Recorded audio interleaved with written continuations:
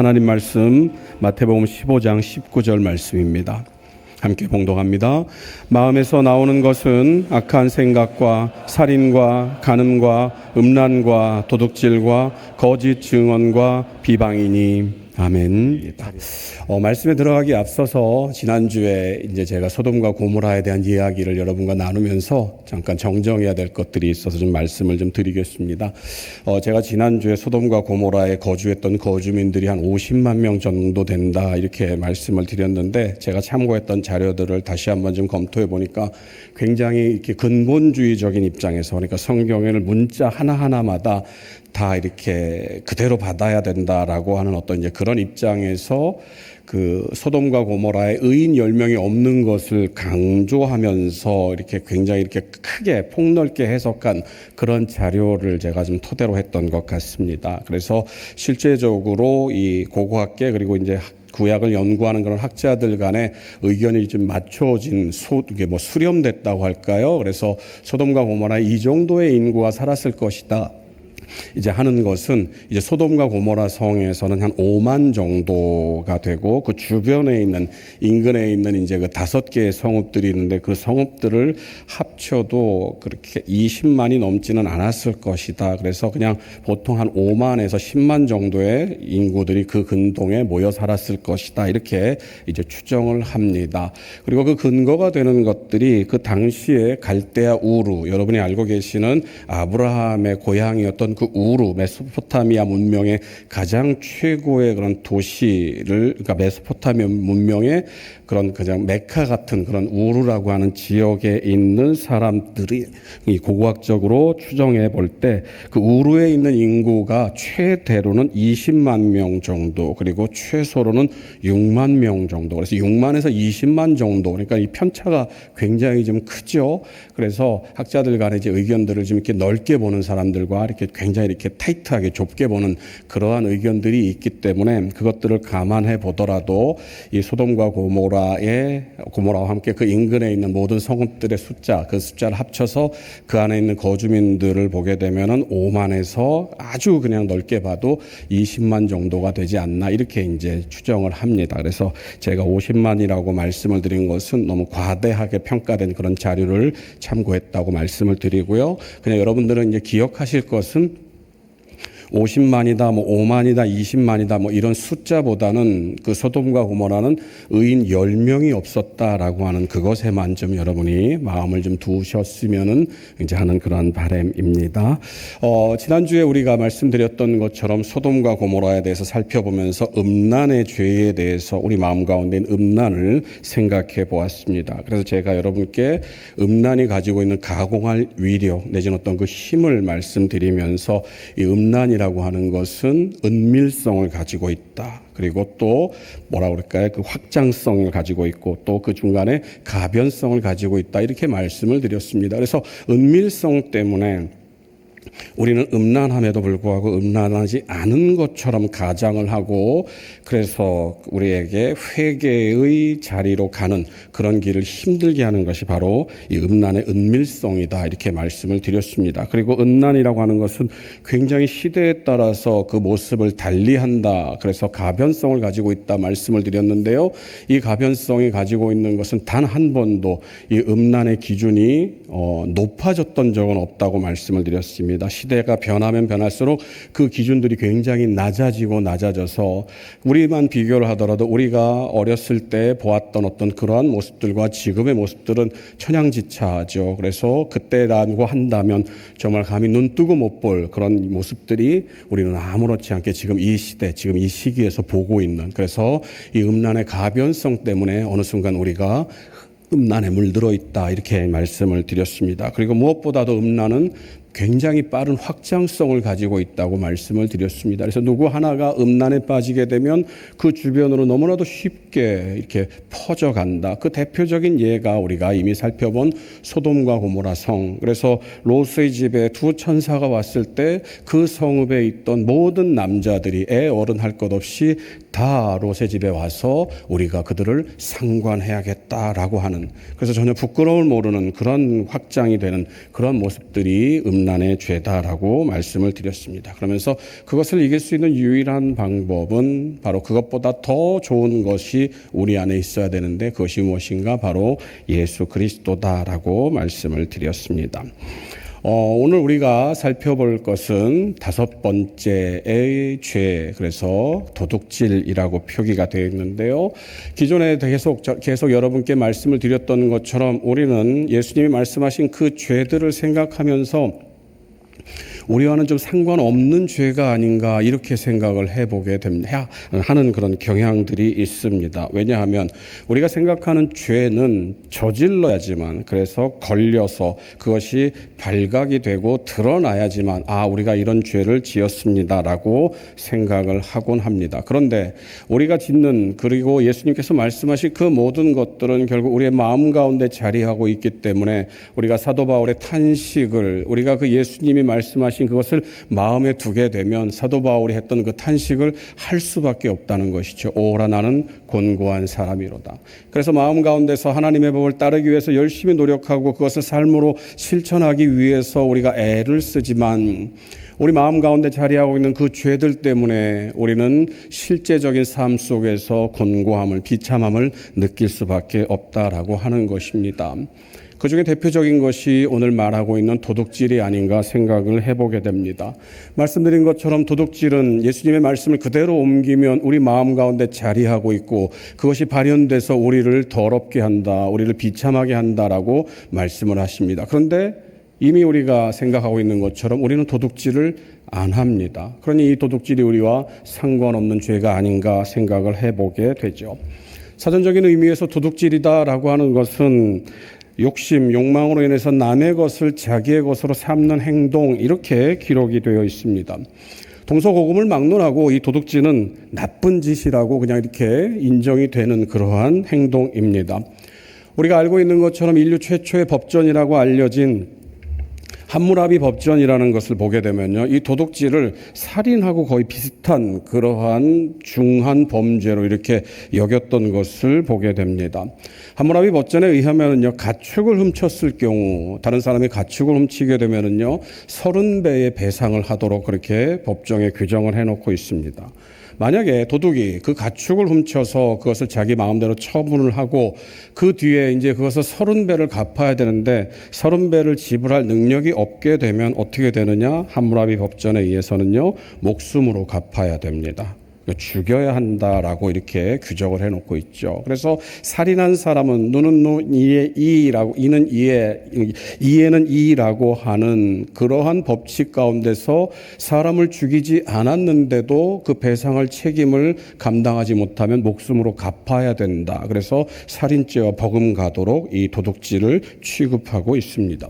성경 역시도 이 도둑질을 금하고 있습니다. 우리가 잘 알고 있는 대로 출애굽기 20장 15절 10계명에 관한 내용들을 보면요, 제8계명에 도둑질하지 말라라고 분명하게 하나님께서 명령하고 계십니다. 그리고 이 도둑질을 한 사람을 향해서 반드시 그것에 대한 보상을, 도둑질에 대한 보상을 하도록 이렇게 출애굽기 22장에서 이렇게 길게 설명을 하고 계십니다. 출애굽기 22장 3절을 보면은요, 그 첫째 줄 중간에 보면은 도둑은 반드시 배상할 것이나 배상할 것이 없으면 그 몸을 팔아 도둑질한 것을 배상할 것이요. 이것은 성경에서 정한 규례입니다. 율법 가운데서. 그래서 이 배상을 해줘야 되는데 그것을 할 수 없으면, 그것을 못하게 되면 자기를 팔아, 다시 말하면 자기를 종으로 팔고 그 돈을 갖다가 배상을 해 주어야 한다. 이렇게 성경은 규정을 하고 있습니다. 그런데 문제는 우리는 도둑질을 하지 않는다라고 하는 것입니다. 저와 여러분들은 이미 자라오면서, 그리고 도둑질이라고 하는 것이 어떤 잘못인 줄 알기 때문에 도둑질을 하지 않습니다. 그러니까 예수님의 말씀, 너희 안에 도둑질이 있다라고 하는 것에 우리는 물음표를 던질 수밖에 없습니다. 예수님, 우린 도둑질 안 하는데요. 우리가 예수님의 말씀에 물음표를 던지는 또 두 번째 이유가 있는데, 그것은 무엇이냐면 우리의 관습입니다. 문화입니다. 무슨 말인가? 우리는 이 도둑질을 쉽게 넘어가는 그런 문화를 가지고 있습니다. 그리고 그것이 우리의 관습 속에서 이렇게 면면이 흘러나오는 그게 있는데요. 무슨 말인가? 여러분, 설이라고 하는, 이해되십니까? 여러분 아마 나이 드신 분들은 아마 어렸을 때 다 한두 번씩 해보셨을 텐데요. 서리.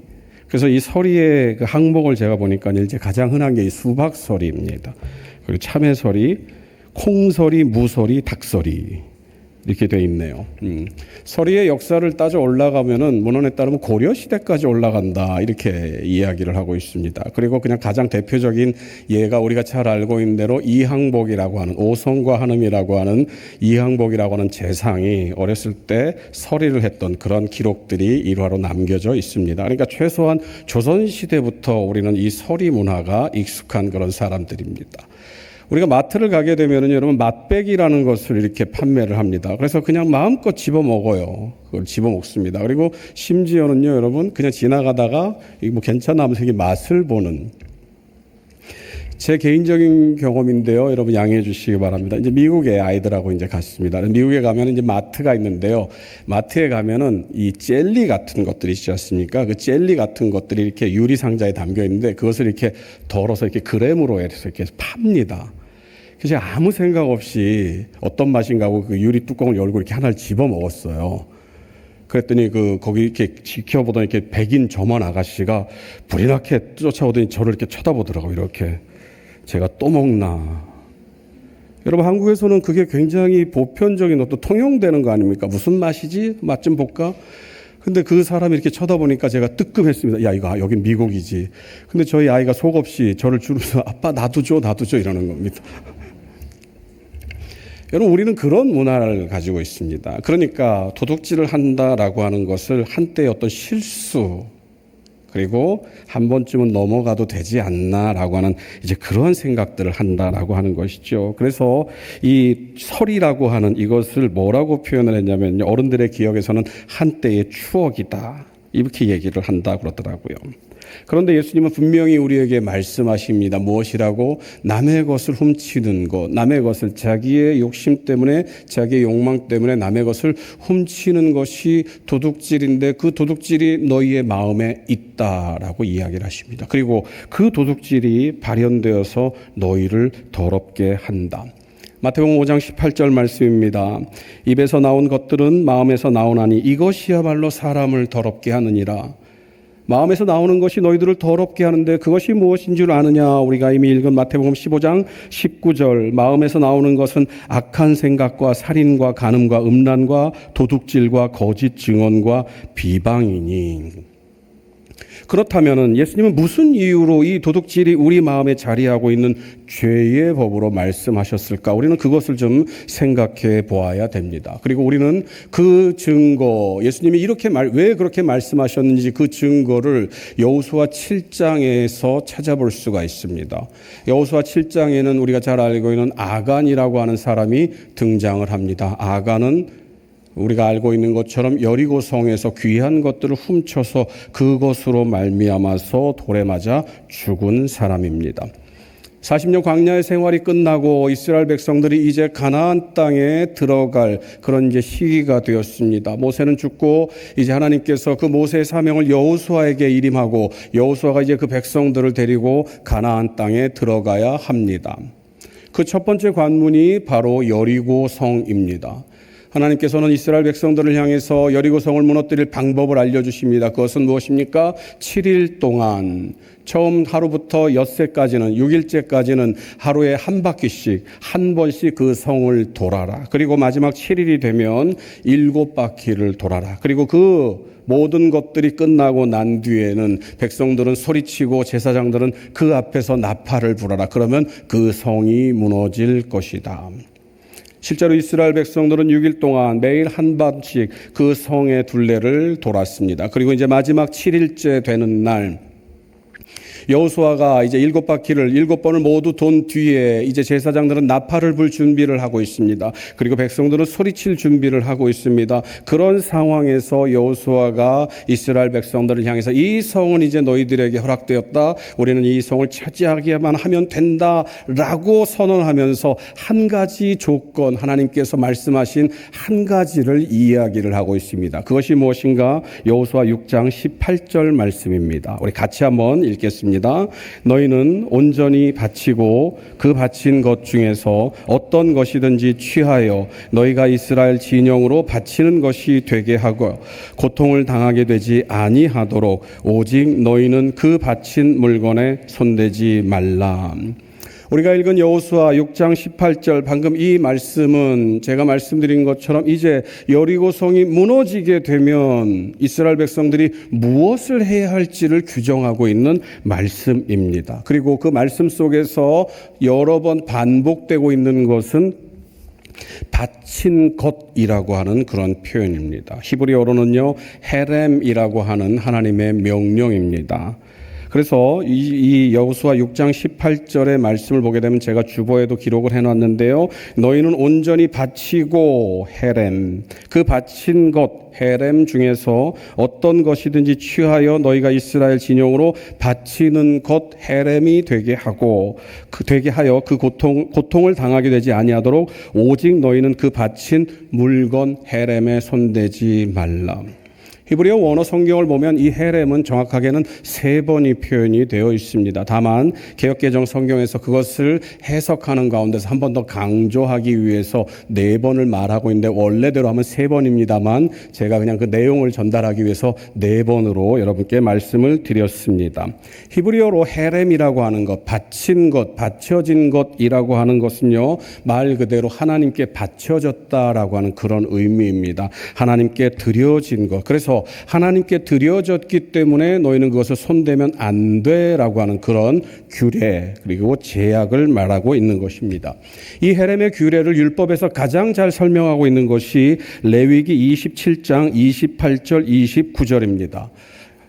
어떤 사람이 자기 소유 중에서 오직 여호와께 온전히 바친 모든 것은 사람이든지 가축이든지 기업의 밭이든지 팔지도 못하고 무르지도 못하나니 바친 것은 다 여호와께 지극히 거룩함이며 온전히 바쳐진 그 사람은 다시 무르지 못하나니 반드시 죽일지니라. 심지어 사람이 헤렘이 되게 되면 바쳐지게 되면 하나님의 것이 되면 죽여야 한다. 저랑 같이 공부했던 목사님 중에서 이제 나이가 저보다 조금 어린 이제 목사님이 계신데 이분은 일찍 이제 담임 목회를 하게 됐습니다. 그리고 제가 이제 한국에 돌아와서 그분하고 이렇게 교류를 가지면서 그분이 이제 자기가 목회하면서 겪었던 그런 일들을 이제 쭉 얘기를 하는데 그 중에 이제 이 헤렘과 관계된 그런 일화를 저한테 얘기를 해주셨습니다. 목사님, 어느 날 어느 권사님이 저를 찾아오셨어요. 그래갖고 이 권사님이 이제 하시는 말씀이 목사님, 자기가 이제 살 날이 얼마 남지 않았는데 제가 곰곰이 생각을 해보니까 이 하나님 앞에서 내가 아무것도 내세울 게 없는 것 같습니다. 그래서 곰곰이 생각해보고 나서 지금 결정한 것이 이제 제가 지금까지 모아둔 돈이 있는데 이걸 제가 하나님께 바치겠습니다. 이렇게 이제 해서 거금을 이제 교회에다가 이렇게 헌금을 드린 겁니다. 그래서 이 목사님이 그 권사님을 위해서 정말 간절히 기도하시고 감사합니다. 그러고 이제 교회 재정에 그것을 이제 환입을 시켰죠. 그런데 그 다음 주일날 저기 중년 신사 2분이 이렇게 교회를 찾아오셔서 목사님 좀 얘기 좀 할 수 있을까요? 이렇게 이제 얘기가 됐답니다. 알고 봤더니 그 권사님 아들인 거예요. 2분이 오셔가지고 목사님, 사실은 우리 어머니가 치매가 있으십니다. 그러니까 이 헌금은 물러야 됩니다. 어떻게 됐을까요, 여러분? 물러드렸답니다. 헤렘이라고 한다고 하면 이것이 헤렘입니다라고 하면은 절대로 그렇게 하자는 안 된다. 이제 뭐 그냥 그런 얘기인데요.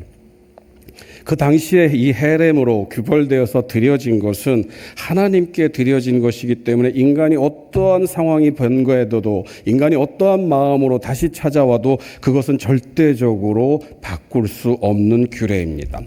하나님께서 이스라엘 백성들을 향해서 여리고를 점령하면서 너희들에게 헤렘의 규례를 2개를 얘기를 하겠다라고 말씀하십니다. 그래서 첫 번째 헤렘은 무엇인가? 너희들에게 바쳐진 그 여리고 성에서 너희들이 얻은 모든 것들 중에서 사람, 가축, 그리고 모든 물건들 태워서 없앨 수 있는 것들은 다 태워야 한다. 그런데 태워도 없어지지 않는 것들이 있을 거야. 그것은 무엇인가? 은이나 금, 동철, 각종 기구들, 새로 만든 모든 것들은 어떻게 하느냐? 너희는 그것을 여호와의 집 곳간에 드려야 한다. 이렇게 이야기를 합니다. 여호수아 6장 19절이 그 말씀인데요. 은금과 동철 기구들은 다 여호와께 구별될 것이니 그것을 여호와의 곳간에 드릴지니라 하니라. 하나님께 구별된 것, 하나님께 드려진 것, 그래서 절대로 손을 대서는 안 되는 그 헤렘, 그 명령에도 불구하고 아간은 그 무너진 여리고 성 안에서 자신의 마음을 사로잡는 것을 취했다라고 성경은 말하고 있습니다. 아무도 못 올 것이라고 생각했죠. 그래서 그것을 자기 집 천막 밑에다가 땅을 파고 그 안에다가 숨겨놨는데 그 아간의 죄는 만천하에 드러나게 됩니다. 결국 그 아간은 온 백성들 앞에 불려나와서 무릎을 꿇고 이제 그 죄를 추궁받습니다. 그리고 그 자리에서 아간은 자기의 죄를 고백합니다. 여호수아 7장 21절 말씀입니다. 우리 같이 읽겠습니다. 내가 노략한 물건 중에 시날산의 아름다운 외투 한 벌과 은 200세겔과 그 무게가 50세겔 되는 금덩이 하나를 보고 탐내어 가졌나이다. 보소서, 이제 그 물건들을 내 장막 가운데 땅 속에 감추었는데 은은 그 밑에 있나이다 하더라. 아간의 고백을 보십시오. 아간의 자백을 보십시오. 내가 보고 탐내어 가졌나이다 라고 말을 하고 있습니다. 아간의 이 고백은요, 아간의 이 자백은요, 죄가 어디에서부터 시작하는지, 죄가 마음 가운데서 발현된다고 하는 예수님의 말씀을 그대로 우리에게 증명하고 있습니다. 내가 보고, 겉으로 드러난 절도 행각은, 겉으로 드러난 도둑질은요, 단순히 그냥 그것이 행해졌기 때문에 야, 이 사람은 도둑질의 죄를 졌구나가 아니라 이 아간의 모습을 보게 되면 그 도둑질은 무엇부터 시작하느냐? 보고 그 마음이 움직이는 것부터 시작한다라고 하는 것을 우리에게 그대로 보여주고 있는 것입니다. 특별히 아간이 보여주는 이 도둑질, 이 법은, 이 죄의 법은 그 확장성을 우리에게 그대로 보여주고 있습니다. 무슨 말인가? 죄가 가지고 있는, 도둑질이 가지고 있는 특성 중에 하나, 정말 우리가 정말 조심해야 될 것은 그 죄가 확장된다는 것입니다. 아간이 그것을 보았습니다. 그래서 그것이 마음에 동했어요. 그 도둑질이라고 하는 죄가 이렇게 움직이는데 아간이 하나님의 말씀을 생각합니다. 이건 헤렘이야. 그래서 그것을 눌렀다고 한다면 아무 일도 일어나지 않았을 것입니다. 그런데 아간의 마음은 그렇지 않았습니다. 그것을 보았더니 그것을 봄으로 말미암아서 도둑질이라고 하는 그 죄악된 모습들이, 죄의 법이 움직이기 시작하니까 바로 행동으로 옮겨가는 것입니다. 죄의 점진성을 보여주고 있는, 가장 잘 설명하고 있는 말씀이 야고보서 1장 15절 말씀입니다. 우리 같이 한번 읽어보겠습니다. 욕심이 잉태한 즉 죄를 낳고 죄가 장성한 즉 사망을 낳느니라. 여러분, 다시 아간의 고백으로 돌아가 보시기 바랍니다. 내가 노략한 물건 중에 시날산의 아름다운 외투 한 벌과 은 200세겔과 그 무게가 50세겔 되는 금덩이 하나를 보았는데, 보고 났더니 내 마음 가운데 탐심이 일어납디다. 그래서 내가 그것을 가졌습니다. 가장 먼저 아간은 아름다운 외투 한 벌과 은 200세겔과 무게가 50세겔 나는 금덩어리를 보았다고 성경은 말을 합니다. 그리고 그 본 것이 어떻게 그 마음을 격동시켰는가, 그 도둑질이 어떻게 발현되었는가, 성경은 그것에 대해서 침묵하고 있습니다. 그런데 우리가 미루어 짐작할 때 창세기 3장에서 한 여인의 모습을 통해서 그 마음이 어떻게 움직이는지를 엿볼 수가 있습니다. 창세기 3장 6절은 하와가 선악과를 본 뒤에 그 선악과가 그 마음을 유혹하는, 선악과에서 마음이 넘어가는 내용들을 기록하고 있습니다. 여자가 그 나무를 본즉 먹음직도 하고 보암직도 하고 지혜롭게 할 만큼 탐스럽기도 한 나무인지라. 아간이 외투를 보았습니다. 제가 이 말씀을 좀 빗대어서 좀 각색을 해봤는데요. 아간이 외투를 본즉 부드러움직도 하고 따뜻함직도 하고 누가 보아도 탐낼 만큼 아름다운 외투인지라. 외투를 딱 보니까요, 여러분, 그 털, 뭐라 그러죠? 모피라고 그러나요? 너무너무 보들보들해 보이는 겁니다. 저것만 입으면은 추위도 걱정 없겠다. 그리고 내가 저것을 입으면 사람들이 나를 어떻게 쳐다볼까? 아름다운 외투와 은 200세겔 그리고 금덩이 50세겔의 마음이 빼앗깁니다. 그런데 이제 그 빼앗긴 마음이 어떻게 바뀝니까? 그것을 탐냈다라고 이야기를 합니다. 그것을 갖고 싶어. 저것을 가져야만 하겠어. 그리고 그 마음은 이제 행동으로 옮겨집니다. 헤렘은 아간의 마음에, 아간의 생각에 아무런 영향도 끼치지 못하는 것입니다.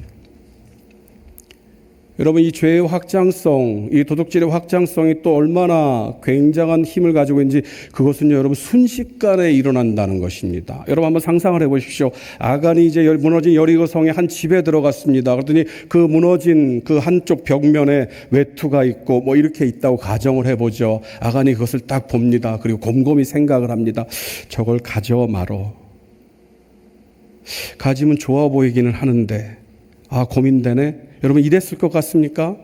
아니에요, 여러분. 그것은 순식간에 일어납니다. 실제로 그런 일들이 있었습니다. 제가 존경하는 이재철 목사님의 그런 글 중에서 하나를 발췌해 왔는데요. 어느 날 이재철 목사님이 전화를 받습니다. 경찰서에서 한번 와달라고. 왜요? 누군가가 이제 절도죄로 붙잡혀 있는 겁니다. 가봤더니 그 교회 정말 신실한 집사님이 절도죄로 수갑을 차고 거기 앉아 있는 겁니다. 집사님 무슨 일입니까?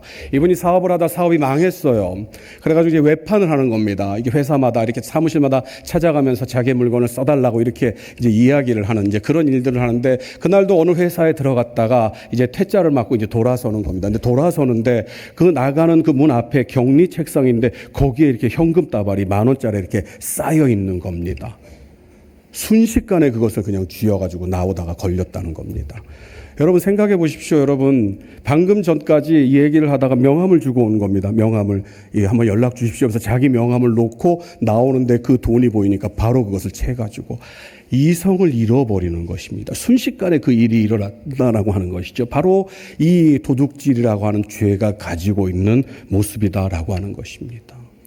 아간 역시도 이런 모습이었을 것입니다. 보는 순간 그 눈이 뒤집힙니다. 그것을 가지고야 말겠다라고 하는 그 생각이 그 모든 마음을 움켜쥐고 그 모든 마음을 주장할 때 하나님의 명령, 하나님의 뜻 그런 것들은 이 아간에게는 아무 문제가 되지 않았던 것이죠. 그리고 그 결과는 무엇입니까? 아간은 결국 모든 백성들 앞에서 돌에 맞아 죽는 최후를 맞이했다라고 하는 것입니다. 마음속에 간직하고 있던 그 도둑질이 한번 발현되기 시작하니까 그 최후가 어떻게 됩니까? 모든 이성을 마비시키고 모든 것들을 그냥 무너뜨리고 결국은 비참한 죽음에 이르게 됐다라고 하는 것입니다. 사도 바울은 에베소 4장 19절에서 이 모습을 이렇게 이야기를 합니다. 같이 읽겠습니다. 그들이 감각 없는 자가 되어 자신을 방탕에 방임하여 모든 더러운 것을 욕심으로 행하되 감각이 없어진다라고 말합니다. 그리고 스스로 그 자리에 내버려 둔다라고 이야기를 합니다. 그리고 모든 더러운 일을 아무 감각 없이 행한다라고 하는 것입니다. 도둑질이라고 하는 것은 여러분 단순한 윤리적인 일탈이 아닙니다. 법을 어기는 행동이 아닙니다. 왜요? 사도 요한은 이렇게 말합니다. 요한일서 2장 16절에 이는 세상에 있는 모든 것이 육신의 정욕과 안목의 정욕과 이생의 자랑이니 다 아버지께로부터 온 것이 아니요 세상으로부터 온 것이라. 이 도둑질이라고 하는 것은요, 그 시각이, 그 눈이, 그 바라보는 것이 무엇을 바라보느냐? 육신의 정욕을 바라봅니다. 안목의 정욕을 바라봅니다. 그리고 이생의 자랑을 바라봅니다. 그런데 사도 요한은 그런 것들은 다 무엇인 줄 아느냐? 너의 마음에 도둑질을 발현하도록, 도둑질이 움직이도록 하는 그 세상 것들은 무엇인 줄 아느냐? 바로 하나님의 것이 아니다. 그것은 세상의 것이다 라고 이야기를 합니다. 그리고 그 세상의 것에 마음을 뺏기는, 그 도둑질로 격동되는 그 사람을 가리켜서 뭐라고 얘기를 하느냐? 요한일서 2장 15절입니다. 이 세상이나 세상에 있는 것들을 사랑하지 말라. 누구든지 세상을 사랑하면 아버지의 사랑이 그 안에 있지 아니하니. 저와 여러분들이 그 도둑질의 마음, 도둑질, 우리 안에 있는 그 도둑질이 그대로 발현이 돼서 그것에 우리가 넘어가게 되면, 사도 요한의 말을 그대로 빗대면요, 우리 안에 아버지의 사랑이 없다는 이야기입니다. 도둑질이라고 하는 것은요, 행해서 죄가 아니라 우리의 시선이 하나님이 아닌 것에 쏠린다라고 하는 그것이기 때문에 그것이 바로 우리를 무너뜨리고 우리를 더럽게 하는 죄가 된다라고 하는 것입니다. 아간이 그 마음에 모든 것을 사로잡혔을 때 하나님의 말씀, 심지어 자신의 죽음까지도 생각하지 못하고 그냥 그 길로만 내달았던 것을 기억하시기 바랍니다. 사랑하는 성도 여러분, 그러면 우리는 어떻게 해야겠습니까? 여러분이 한번 솔직히 물어보시죠. 여러분, 나는 도둑질 안 해요. 맞습니다. 저도 여러분 도둑질 안 합니다. 그런데 여러분, 우리 안에 이 도둑질의 마음이 있는 것을 부정하겠습니까? 부정하지 않겠습니까? 우리는 부정할 수가 없습니다. 왜요? 우리는 사도 요한의 말처럼 세상의 것을 수시로 우리 마음 가운데 두고 있기 때문입니다. 그럼 어떻게 해야겠습니까? 지난주에도 말씀드린 것처럼 악한 습관이나 세상적인 욕망을 쫓아내는 가장 좋은 방법은 그것보다 더 좋은 것을 우리 마음에 품는 것입니다. 이 세상 그 무엇보다도 아름답고 매력적인 그것이 무엇입니까? 바로 하나님의 사랑, 그리고 그 사랑이 발현된 예수 그리스도의 십자가 보혈이다라고 하는 것입니다. 여러분, 우리가 잘 알고 있는 찬송가 268장에 이런 가사가 적혀 있습니다. 죄에서 자유를 얻게 함은 보혈의 능력, 주의 보혈, 시험을 이기고 승리하니 참 놀라운 능력이로다. 2절은 또 이런 가사를 우리에게 들려줍니다. 육체의 정욕을 이길 힘은 보혈의 능력, 주의 보혈, 정결한 마음을 얻게 하니 참 놀라운 능력이로다. 그러면 여러분들은 저한테 물으실지도 모를 겁니다. 물으실지도 모릅니다. 너는 그렇게 살고 있니? 너는 예수 그리스도의 그 보혈을 마음에 품고 그것으로 인해서 그 모든 거짓들, 그리고 그 모든 그런 도둑질의 죄들을 마음에서 쫓아내고 몰아내고 있니? 아니죠, 여러분. 저도 역시 사도 바울과 똑같습니다. 오라 나는 곤고한 사람이로다. 다만 분명하게 약속할 수 있는 것은 날마다 이 말씀을 생각하면서 하나님, 내 안에 있는 이 세상 것들을 없애주십시오. 내 마음 가운데는 이 도둑질을 격동시키는 이 세상의 것에서 내 눈을 돌려 오직 예수 그리스도만 바라보게 하여 주시옵소서. 저는 그렇게 날마다 고통하면서 애쓰며 살아갑니다. 사랑하는 성도 여러분, 여러분도 마찬가지 아니겠습니까? 내 안에는 거짓이 없습니다. 내 안에는 도둑질이 없습니다가 아니라 내 안에 도둑질이 있음에도 불구하고 예수님 알고 있습니다. 내 연약함을 알고 있습니다. 그러나 나는 주님을 바라봅니다. 그러니 그 주님의 사랑이, 그 주님의 보혈이, 그 십자가가 내 온 마음을 덮게 하여 주옵소서. 그래서 수시로 나를 격동시키고 내 눈을 빼앗아 가려는 이 세상의 것에서 온전히 내 눈이 주님만 바라볼 수 있도록 인도하여 주옵소서. 사랑하는 성도 여러분, 우리는 그렇게 살아야 합니다. 우리는 그렇게 살려고 발버둥을 쳐야 됩니다. 매일같이 오호라 나는 곤고한 사람이로다라고 하는 이 사도 바울의 고백을 우리의 고백으로 삼고 예수 그리스도를 품기 위해서, 예수 그리스도를 안기 위해서, 그 예수 그리스도를 우리 마음에 모시기 위해서 애써야 합니다. 사랑하는 성도 여러분, 우리 마음에 있는 거짓말을 이길 유일한 방법은 예수 그리스도의 십자가 보혈밖에 없음을 기억하시기 바랍니다. 그리고 그 보혈을 여러분 마음 가운데 품고 능히 우리의 죄악된 마음을 이겨나가는 귀한 삶을 살아가시는 저와 여러분들이 되시기를 간절히 소망합니다. 이 시간 말씀을 생각하며 함께 묵상으로 기도했으면 좋겠습니다. 하나님, 나는 연약합니다. 내 마음은 세상의 것을 바라보고 세상의 것을 품기 원합니다. 그러나 그것을 이길 수 있는 유일한 것은 예수 그리스도의 보혈밖에 없음을 오늘 말씀 가운데 생각하였사오니 사도 바울처럼 날마다 탄식하며 우리의 몸과 마음을 다스릴 수 있도록 인도하여 주시옵소서. 이 시간 다 같이 말씀을 생각하며 묵상으로 1분 정도 함께 기도하겠습니다.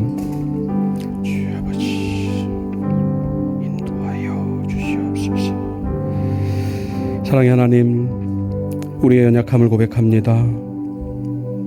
우리는 행하지 않았는데 오늘 말씀 속에서 우리 마음 가운데 도둑질의 죄가 자리하고 있음을 고백합니다. 그것은 우리가 어떤 행함으로 죄를 지은 것이 아니라 우리의 시선을 하나님이 아닌 세상의 것으로 돌리는 죄임을 우리가 깨달았습니다. 하나님, 우리의 이 마음들, 죄악된 마음들, 하나님보다 세상 것을 더 사랑하려고 하는 이 마음들을 용서하여 주시옵시고 예수 그리스도의 보혈, 그 십자가의 사랑을 간직하게 인도하여 주시옵소서. 날마다 우리를 쳐서 복종시키게 하시며 예수 그리스도의 보혈로 말미암아서 어제보다는 오늘이 더 나은 삶이 되게 하시고 오늘보다는 내일이 더 나은 삶이 되게 하셔서 정말 오호라 나는 곤고한 사람이로다라고 하는 이 바울의 고백이 우리의 삶의 모든 것을 주관함으로 말미암아서 하나님 앞에 온전한 사람으로 날마다 자라가는 우리 모든 성도들이 될 수 있도록 인도하여 주옵소서. 감사드리며 예수님 이름으로 기도합니다. 아멘. 이제는 우리 주 예수 그리스도의 은혜와 하나님 아버지의 크신 사랑과 성령님의 감동, 감화, 충만하심이 우리 마음 가운데 있는 죄의 법, 도둑질을 발견하고 그 죄를 이길 유일한 능력은 예수 그리스도의 보혈임을 깨닫고 그 예수 그리스도의 보혈에 우리의 온 몸과 마음을 의지하기로 다짐하는 사랑하는 주의 종들, 주의 백성들, 주의 제자들 머리 위에 이제로부터 영원토록 함께 있을지이다. 아멘.